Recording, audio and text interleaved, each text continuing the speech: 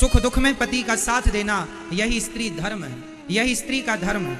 और ये संस्कार एक पिता से और एक माँ से बेटी को मिलते हैं। बेटियों के संस्कार ससुराल में बनते और बिगड़ते नहीं हैं। बेटी के संस्कार उसके घर में उसके माँ बाप के पास ही उसके संस्कार बनते हैं या बिगड़ते हैं।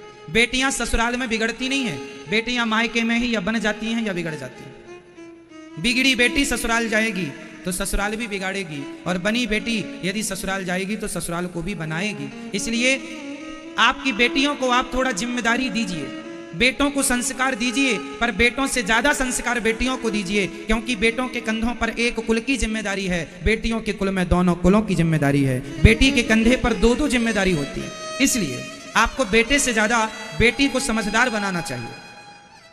बेटा समझदार हो पर बेटी से डबल समझदार बेटी का होना आवश्यक।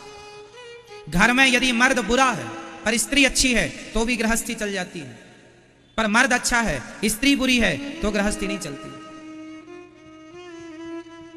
मर्द बुरा है, पुरुष किसी का बुरा है तो बुरे पुरुष के संग गृहस्थी स्त्री निभा लेती है, लेकिन स्त्री बुरी हो तो उस बुरी स्त्री के साथ बहुत कम केस में वो गृहस्थी चलती है। इसलिए पुरुष से ज्यादा समझदार स्त्री का होना जरूरी है। इसलिए बेटे का जन्म भाग्य से होता है और बेटी का जन्म सौभाग्य से होता है। कहते हैं हर बेटी के भाग्य में बाप होता है, हर बेटी के भाग्य में बाप होता है, पर हर बाप के भाग्य में बेटी नहीं होती। हर बेटी के भाग्य में बाप होता है, भले जन्म देते मर जाए पर बाप तो होगा ना कि मेरा बाप कोई था। हर बेटी के भाग्य में बाप होता है, पर हर बाप के भाग्य में बेटी नहीं होती। बेटी किस्मत वालों को मिलती है।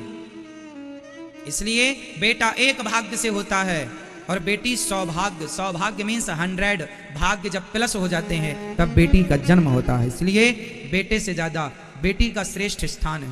इसलिए हमारे यहाँ बेटे का नाम बाद में है, बेटी का नाम पहले। राम जी का नाम बाद में लिया जाता है, सीता का नाम पहले। सीता राम, सीता राम सीता कोई नहीं कहता, सीता राम सब कहते, क्योंकि सीता लेडी फर्स्ट।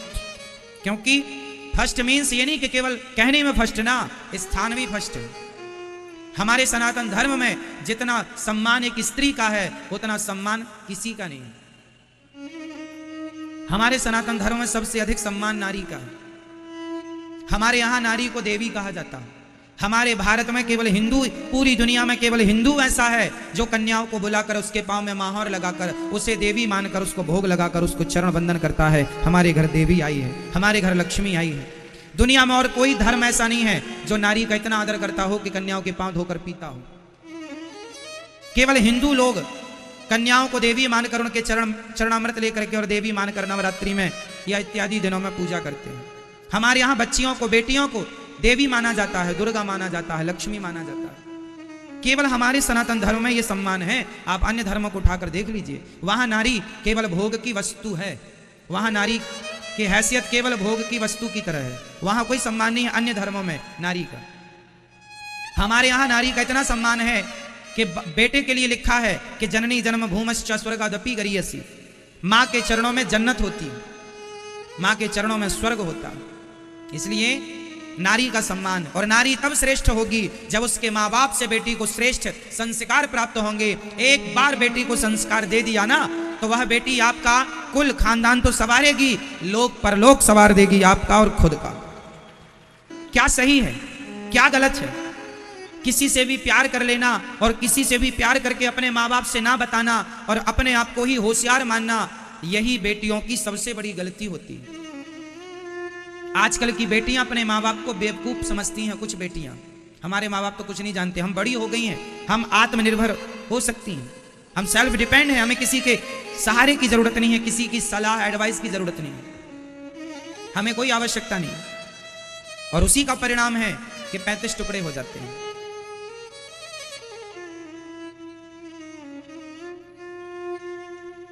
हमारे शास्त्र कहते हैं, बड़े बुजुर्ग कहते हैं कि शादी विवाह वहां करो जहां मां बाप कहते हैं।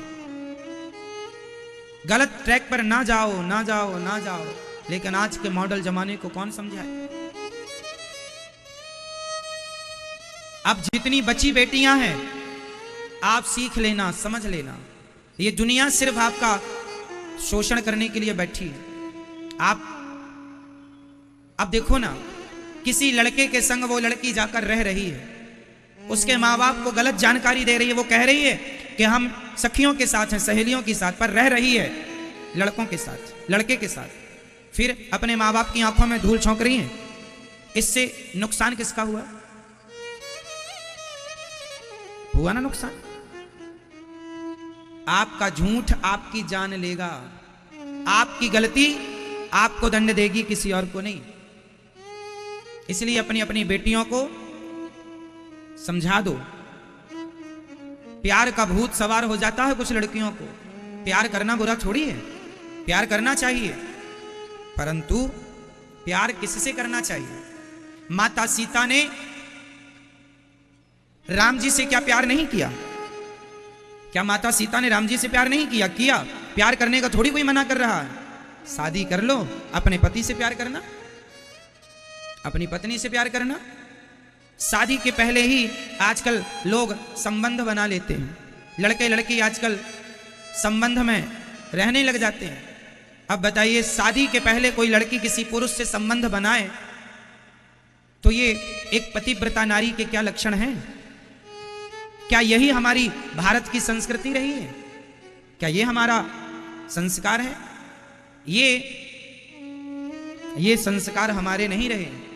हमारे संस्कार तो ये रहे हैं, शादी के पहले हमें कोई स्पर्श ना करे और शादी के बाद हमारा पति ही हमारा भगवान है। उसके सिवा दूसरा पुरुष या तो हमारा पिता बनेगा, या हमारा भाई बनेगा, या हमारा बेटा बनेगा। ये भारत की संस्कृति रही है। ये संस्कार हर माँ बाप को अपनी बेटी को देना चाहिए। यदि दे दिया ये संस्कार, तब तो आपने अपनी बेटी को सब कुछ दे दिया। और वरना पैसे देने से कोई बड़ा नहीं होता साहब। आप करोड़ दे दो ना अपनी बेटी को दहेज में, करोड़ देने से आप बड़े बाप ना होंगे। संस्कार कितने दिए हैं आपने? इसलिए हर माँ बाप को अपनी जिम्मेदारी, आजकल के माँ बाप बेटियां और बेटा पैदा तो कर लेते हैं पर पाले पलते नहीं हैं। महाराज जी, हमारी बेटी सुनती नहीं है, हमारा बेटा सुनता नहीं है। ऐसा माहौल क्यों बना लिया है आपने अपने घर का कि आपके ही बच्चे आपकी नहीं सुनते? इसका मतलब यह हुआ कि आप असफल माँ बाप हो गए, आप फेल हैं। आप फेल हैं माँ बाप, जो फेल माता पिता, असफल माता पिता। आपने अपने बच्चों को संस्कार देने में आप असफल रहे। वो माता पिता, सब शास्त्र क्या कहते हैं? माता शत्रु पिता वैरी, ये न बालो न पाठिता, न शोभते सभा मध्य हंस मध्य बको यथा। वह माता पिता शत्रु हैं जो अपने बेटा और बेटी को अच्छे संस्कार नहीं देते, अच्छी शिक्षा नहीं देते। शत्रु हैं वह। माता शत्रु पिता वैरी, पिता दुश्मन है। यदि आपने अपने बच्चों को सही समय पर सही संस्कार नहीं दिए तो दीजिएगा बेटियों को संस्कार, और अपनी बेटियों को ये केस जरूर दिखाइएगा कि देख लो आंखें फाड़ फाड़ करके, जो तुम्हें प्यार का भूत सवार है। ये दुनिया, जो लड़की के 35 टुकड़े हुए, इस लड़की ने भी उस लड़के से प्यार ही तो किया था। क्या किया था? प्यार किया था। लेकिन उस लड़के के पास तो ऐसी 4 लड़कियां और थीं, उसके पास तो ऐसी 4 और थीं, तो उसने काट दिया। जिसे तुम प्यार कहती हो मेरी बेटी हो, मेरी बहनों, प्यार नहीं है, वो वासना है, वासना। कब समझोगी इतनी सी बात? सामने वाला तुमसे प्यार नहीं करता, केवल अपनी शरीर की भूख आपके द्वारा आपसे मिटाना चाहता है। आप केवल उसका शिकार हैं। आपका वो शोषण तब तक करेगा जब तक उसका जी नहीं भर जाएगा, और जी भरने के बाद उसने भी उस लड़की का खूब शोषण किया, जी भर गया, पेट भर गया तो 35 टुकड़े कर दिए। यही तो हो रहा, भर गया जी।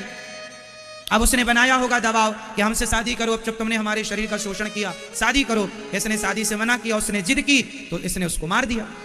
ये हो रहा है। अब पता नहीं ये बहन बेटियां जरा सी बात को कितनी देर में कब समझेंगी।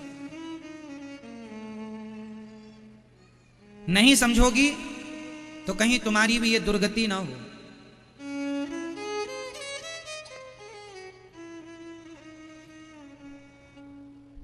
संभल के चलने की जरूरत है, खासकर माता पिता को। बेटियां पढ़ें, पढ़ना बुरा नहीं है। मैंने कहा था कि पढ़ाई लिखाई कराओ बेटियों की, पर बेटियों पर थोड़ी सी नजर बनाए रखो। एक बाप की जिम्मेदारी पूरी करो। बड़े शहर में आपकी बेटी अकेली रह रही है, आज के युग में आप कैसे मान सकते हैं कि वो सिक्योर है, सुरक्षित है? आप किसी को उसके साथ भेजिए, अपनी पत्नी को अर्थात लड़की की माँ साथ में रहे, या लड़की का भाई साथ में रहे, या लड़की का कोई अपना जिस पे आपको विश्वास हो वो साथ में रहे। 1-2 साल की ही तो पढ़ाई है, त्याग लो ना थोड़ा बेटी के भविष्य के लिए, रह लो ना थोड़ा साथ में, साथ रह के पढ़ा लिखा दो। अकेले छोड़ने का जमाना नहीं है साहब, अब आप माने या ना माने, अकेले छोड़ने का जमाना। यदि आप चाहते हैं कि फिर हो जाए टुकड़े तो हो जाने दो, यदि आप ये थिंकिंग वाले व्यक्ति हैं कि हो जाने दो फिर टुकड़े, यदि आप टुकड़े कराने को तैयार हैं तो फिर आप आजाद छोड़ दीजिए। और आप जरा समझदार और गंभीर माँ बाप हैं तो जिम्मेदारी का परिचय दीजिए। बेटियों की पढ़ाई लिखाई में आप कुछ दिन उनके साथ रहिए, सुव्यवस्थित उन्हें पढ़ाइए लिखाइए, खूब पढ़ाइए ना, लेकिन कल आपकी बेटी के साथ कोई हादसा ना हो जाए, कल ये घटना आपकी बेटी के साथ ना घट जाए। इसलिए आपको एक जिम्मेदार माँ बाप का परिचय देना होगा। माता सीता की जब विदाई होने लगी, एक लड़की जब विदा होती है अपने पिता से लिपट कर रोती है, अपनी माँ से लिपट कर रोती है। मुझे लगता है कि लड़की का जीवन में जितना त्याग है, एक स्त्री जितना त्याग करती है उतना त्याग पुरुष अपने सारी जिंदगी में कभी कर ही नहीं सकता, कभी नहीं कर सकता। लड़की का त्याग देखिए कितना श्रेष्ठ है। पहला त्याग, शादी हुई उस आदमी के संग जाती है जिसे वो पहले कभी देखी नहीं थी, जानती नहीं थी, उस पुरुष के संग वो उसकी पत्नी बनकर चलती है। किसे छोड़कर? उस माँ को जिसकी गोद में पली बढ़ी है, उस पिता को जिसकी उंगली पकड़कर चलना सीखा है, उस भाई को जिस भाई के संग खाती थी, जिस भाई के संग खेलती थी, उस बहन को जो संग में संग चलती थी, सुख दुख की साथी थी, उस आंगन को जिस आंगन में ना जाने कितनी बार चलने के लिए खड़ी हुई और जिस आंगन में गिरी और जिस आंगन की माटी को खोद खोद कर खाया, आज वो आंगन, आज वो पिता, आज वो माँ, आज वो भाई, वो बहन, सबको छोड़कर एक लड़की अपने उस पति के संग जिंदगी गुजारने चलती है जिसे वो अभी तक जानती ही नहीं, जिसे नहीं जानती उसके साथ जा रही है, उन्हें छोड़कर जिन्हें वो जन्म से जानती थी। एक पति के लिए नारी कितना त्याग करती है, अपनी माँ का, पिता का, भाई का, बहन का। इतना ही नहीं, अपने नाम का बलिदान देती है। एक लड़की का नाम मायके में कुछ था पर ससुराल में जाकर उसका नाम चेंज हो जाता है, नाम ही नहीं सरनेम भी चेंज हो जाता है। यदि वो चाहे तो सरनेम नाम चेंज कर ले, वरना सरनेम तो चेंज, जाति चेंज हो जाती है।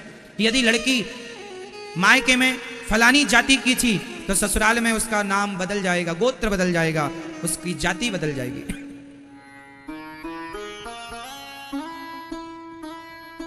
मांग भरती है, मांग है खुद की पर सिंदूर पति के नाम का, हाथ उसका है पर चूड़ी पति के नाम की, हाथ उसका है पर लाली मेहंदी की पति के नाम की। इतना त्याग तो सन्यासी भी शायद करता हो। इसलिए जब ससुराल पहली बार जब बहू आए तो ससुराल के लोगों से मेरी प्रार्थना है, सास, ससुर, देवर, पति, जेठानी इत्यादि सबसे मेरी प्रार्थना है, वो जो लड़की है ना, वो किसी की बेटी है, आपके घर आई है बहू बनकर, तो उसे भी बहू बाद में मानना, बेटी मानकर पहले उसका स्वागत करना चाहिए, सम्मान करना, मेरी बेटी है ये। यदि हर ससुराल के लोग अर्थात माता, सास, ससुर यदि अपनी बहू को बेटी मानकर रखें और बहू भी अपनी सास ससुर को अपने माँ बाप मानकर रहें तो अपने आप आपका घर स्वर्ग हो जाएगा। आपके घर में संसार का सारा सुख और सुकून और शांति होगी।